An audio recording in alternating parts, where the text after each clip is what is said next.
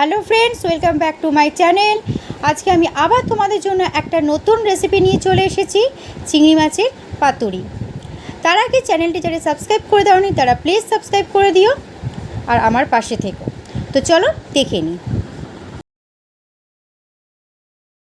এখানে 350 গ্রামের মতো মিডিয়াম সাইজের চিংড়ি রয়েছে। এখানে কুড়োনো নারকেল আছে হাফ কাপের মতো কুড়িয়ে রাখা। এখানে সর্ষে বাটা আছে, কালো সর্ষে বাটা, তার মধ্যে আমি একসাথে 4টে কাঁচা লঙ্কা পেস্ট করে দিয়েছি। তোমরা চাইলে আলাদা করেও কাঁচা লঙ্কা পেস্ট করতে পারো। এখানে আছে পোস্ত বাটা, আর এখানে কাঁচা লঙ্কা 4-5-6টার মতো। যেটা আমি রান্নাটা করব পাতুরি, তার মধ্যেই আমি এটা দেব। কাঁচা লঙ্কাগুলো প্রত্যেকটা পাতুরির মধ্যে একটা করে কাঁচা লঙ্কা আমি দিয়ে দেবো। চিংড়ি মাছগুলোকে ঢেলে নিচ্ছি একটা পাত্রে। হাফ চামচের মতো হলুদ গুঁড়ো দিয়ে দিলাম। সর্ষে আর কাঁচা লঙ্কা পেস্টটা দিয়ে দিচ্ছি। 2 চামচের মতো, 3 চামচের মতো দিলেই হয়ে যাবে। পোস্ত বাটাটা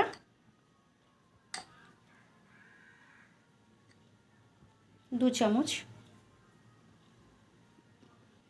1 চামচের মতো লবণ দিলাম, স্বাদ অনুযায়ী আন্দাজ মতো লবণ, হাফ চামচের মতো চিনি। এই নারকেল কোড়াগুলো, এখানে হাফ কাপের মতো নারকেল কুড়োনো আছে, সেটাও দিয়ে দিলাম।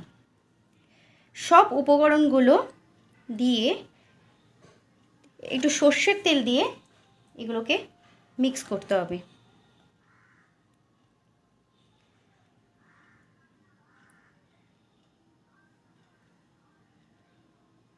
তিন চামচের মতো সর্ষের তেল দিয়ে দিলাম। 3 চামচের মতো সর্ষের তেল দিয়ে সব উপকরণগুলো দিয়ে চিংড়ি মাছটাকে মেখে দিচ্ছি। খুব ভালোভাবে মেখে নিতে হবে।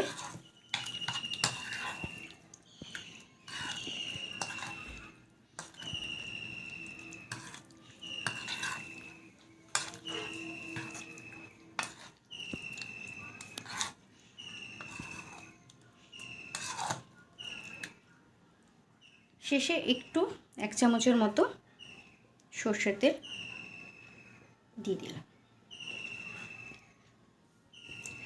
এবার আমরা নেক্সট স্টেপে চলে যাব। চলো দেখে নিই।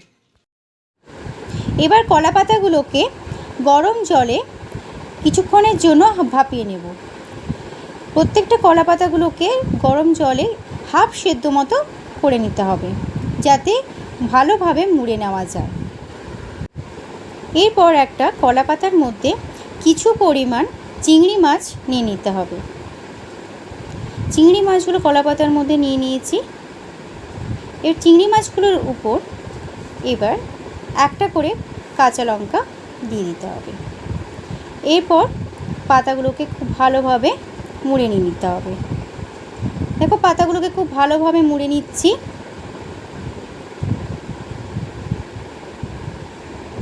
খুব ভালোভাবে পাতাগুলোকে মোড়াতে হবে। এরপর সুতো দিয়ে খুব টাইট করে বেঁধে নিতে হবে, যাতে খুলে না যায়। খুব ভালোভাবে সুতো দিয়ে বেঁধে নিচ্ছি, যাতে আর খুলে না যায়। আমার বাঁধাটা কমপ্লিট হয়ে গেছে। দেখো, হয়ে গেছে বাঁধাটা। এইভাবে 4টে পাতুরি আমার রেডি হয়ে গেছে। এই প্রসেসে 4টে পাতুরি আমি করে নিয়েছি। দেখো, একদম রেডি হয়ে গেছে চিংড়ি মাছের পাতুরি। এইবার আমরা নেক্সট স্টেপে চলে যাব। এরপর কড়াইতে কিছু পরিমাণ সর্ষের তেল দিয়ে তেলটাকে গরম করতে দিতে হবে।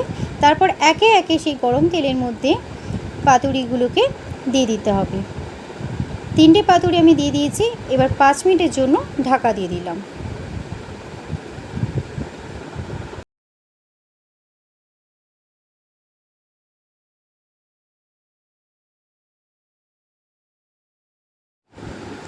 এবার 5 মিনিট পর ঢাকনাটা তুলে দিলাম।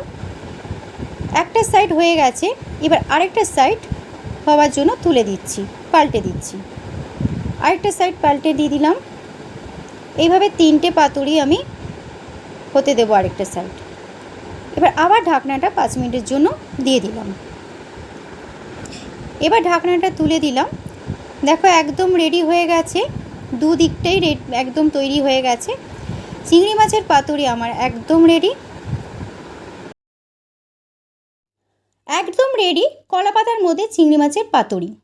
গরম গরম ভাতের সাথে এইভাবে চিংড়ি মাছের পাতুরির চাষ জমে যাবে। তোমরাও বাড়িতে অবশ্যই ট্রাই করো। ভালো লাগলে রেসিপিটি আমাকে কমেন্ট করে জানিও কেমন লেগেছে। আশা করি তোমাদের সবার খুব ভালো লেগেছে। লাইক কমেন্ট শেয়ার করতে ভুলো না।